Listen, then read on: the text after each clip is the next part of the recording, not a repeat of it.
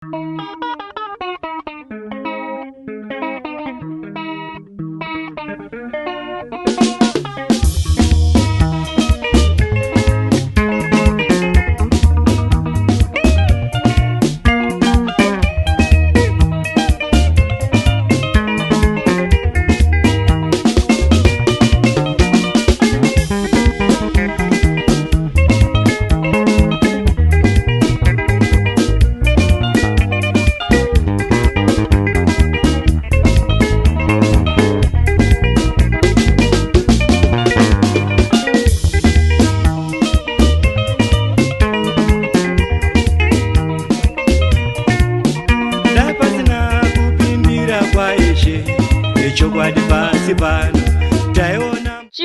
activists arrested Saturday in Budiriro were sent back to remand prison to spend a second night in the court cells. This was after bail applications for the opposition members, who include legislator Amos Chibaya and 23 others, failed to kick off as defense lawyers and prosecutors fought over how the case was supposed to proceed. The states led by Padron Ziva, supported by Michael Reza, wanted the matter to proceed in camera because one of the accused persons is a minor requiring protection from the media. Ziva called on Magistrate Myokai Zuda to clear the gallery and have the case proceed behind closed doors. The defense, led by Chris Mike, opposed this application, instead saying it violated the rights of the other 24 accused persons who want an open trial. He argued that the best way to proceed was to separate the minor from the other accused persons.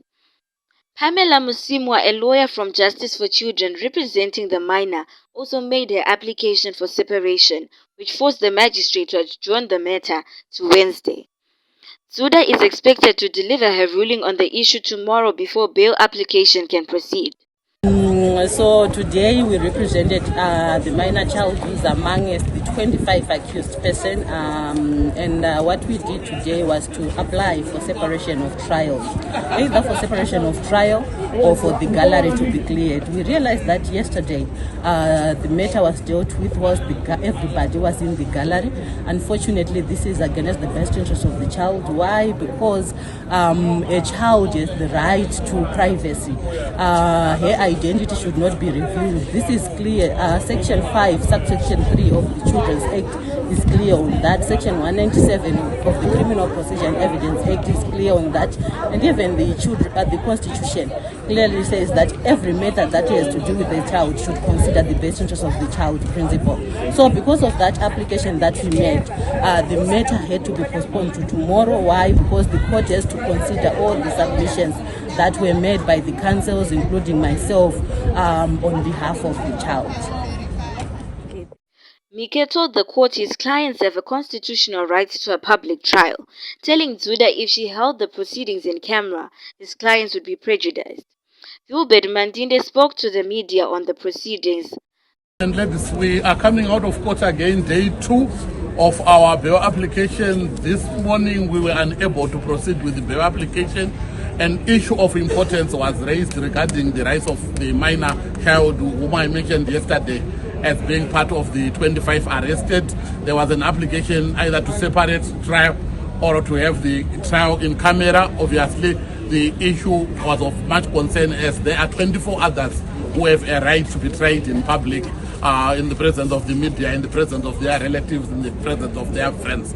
So the court has now adjourned to consider submissions that we made on that particular aspect, and will then decide whether the child will be separated, whether the court will be cleared, or whether the trial will just proceed as is.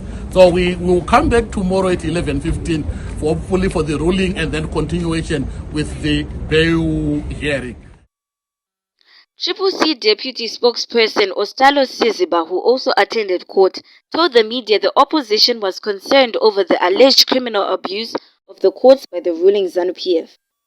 Siziba said ZANU-PF's meeting across the country go undisrupted even when not sanctioned by police. Yet the same was not extended to them ahead of the 2023 political contest. Look, we are very worried as a citizens' movement by the criminal abuse of the courts by ZANU-PF. You in court, you can witness that It's clear criminal abuse of power. Our members deserve the bail. There was no even opening of a platform to discuss the bail. Up to this day, the discussion is all about the minor, who's of course supposed to be guaranteed freedom, but we think that the bureaucratic red tape is obviously a pre-trial detention. These are people who are having a private meeting who are not supposed to be here in prison. So it's a clear sign that there's criminal abuse of power to persecute political opponents, and we obviously going to be having a discussion with our legal practitioners on how we deal with this particular, inconvenience and tragic travesty of justice, particularly that is happening within this particular court, magistrate court. Yeah, we understand that Budiro MP Costa Machingauta has just been arrested and charged. What's your take on that as a party?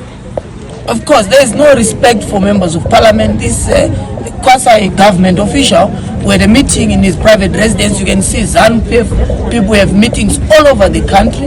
They're having meetings which are not sanctioned by the police. They're having meetings anywhere and anytime. And only CCC saw Zimbabwe as an animal farm kingdom, where there is a law for ZANU-PF and the law for the rest of us of the people. Because Honorable Machingauta had a private meeting in his residence. The Law and Maintenance Order Act is very, very clear. You only see clearance when you are holding a public meeting. That's when you see clearance, not in a private residence of your place. This is a member of parliament. Of course, he was being hunted. He was never on the run. But you saw that people were beaten. There are actual allegations of sexual assault by members of the securocracy in this country. So we are also having that particular conversation with law so that we ensure that he gets the necessary representation. He went to the police because he had heard that they are looking for him, and we are law-abiding people. We follow the law. That's why we encourage him to go to the police so that we are able to understand. But we are very clear that there is now a law for us. We are being targeted as CCC when we are being persecuted. That because we've got a difference politically with those that we are combating. Why should we have elections without democracy? Why should we have elections under such conditions where members of parliament, where journalists, you saw what happened to Advocate Kansere. They are being harassed, they are being beaten with impunity. And you can hear within the rank and file of ZANU-PF that no, they're not going to get bail. Are they the judiciary? So this is clear. When you hear individuals within the streets and bars that no, they're not going to get bail, it's a clear sign that there's a partisan application of the law. Zimbabwe faces a watershed general election in a few months. Tensions are rising amid allegations that ruling ZANU-PF has weaponized the judiciary and police to give it an advantage in the polls. The opposition has cited the continued jailing of its vice chairman Job Sikala without trial as one of the pointers. In another unrelated matter, the estranged wife of Vice President Constantino Chiwenga, Mary Mubayiwa, was back in court today. She is appearing for the commencement of a trial in a case she is accused of trying to kill the vice president in a South African hospital. The matter was postponed to January 20 after the state failed to subpoena its witnesses. The prosecutor's Lancelot Mtsokoti was also not available. Mubayiwa and her lawyer Beatrice Mutetra did not speak to the media.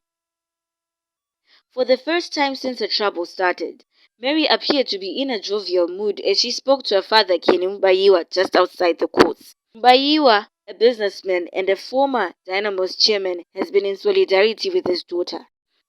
Reporting for HSTV News, Atricia Gondo, Harare.